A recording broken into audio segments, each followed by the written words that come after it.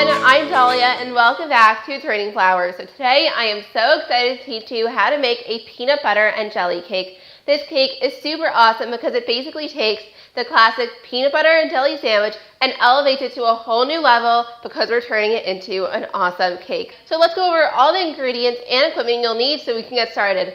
First off, you're going to need some heavy whipping cream, some halved peanuts, and peanut butter chips. These basically look just like chocolate chips, except that they're peanut butter flavored and there's no chocolate in them. Then you'll need some jam or preserves. I'm using some grape, but of course, use whatever flavor you prefer in your sandwich.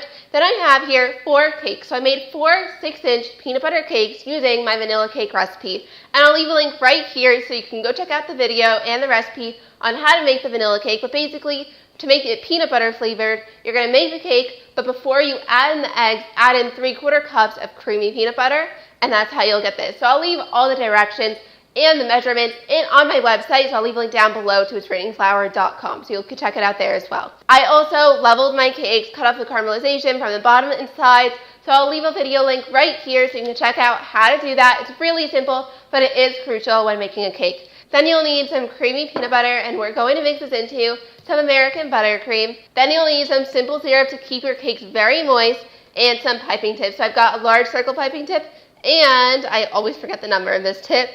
It is a 6V piping tip. You'll also need 2 piping bags, an office spatula and rubber spatula, my 2 favorite things in the kitchen, and a cake scraper. So basically, this is the one that I always use on all my videos, but I recently purchased this one, and I'm excited to try it. It's a little bit higher, so I'll let you know how it works.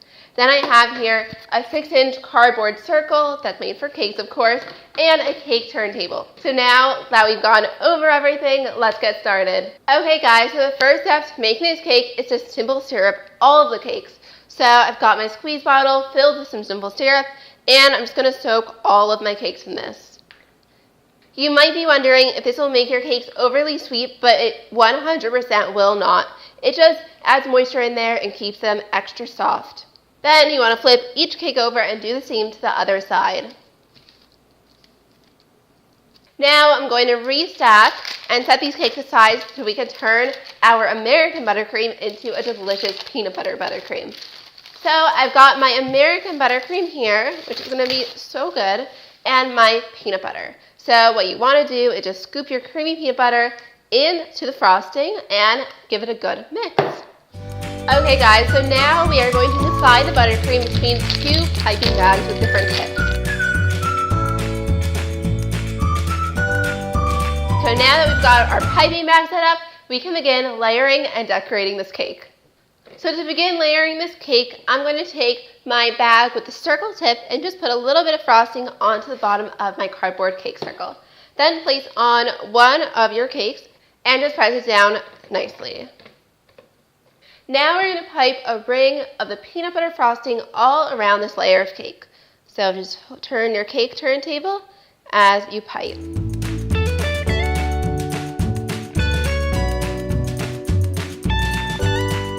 And I made this ring of buttercream so that it will hold in all that jelly in the center so that it doesn't ooze out. So now that the ring is done, we're going to add in some jelly. So add in 1 or 2 spoons of jelly. I'm going to do 1½ spoons. These are tablespoons. And then you're just going to spread it out with your office spatula. Next, we're going to take our second cake and just repeat these same steps.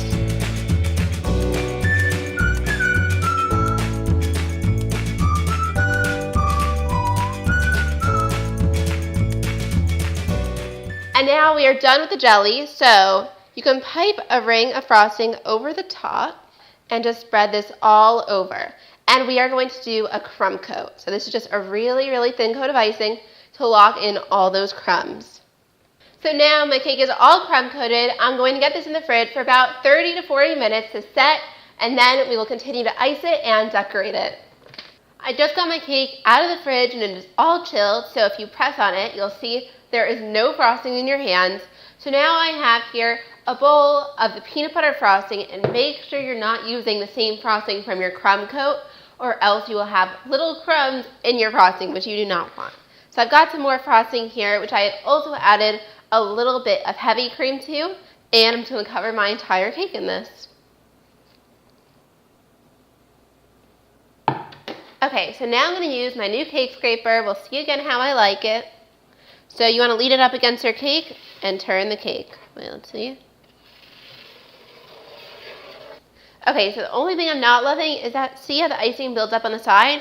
You can't just wipe it off because of the handle, which is just a little bit annoying, not actually such a big deal. But, so when you want to scrape it off, make sure you use a spatula.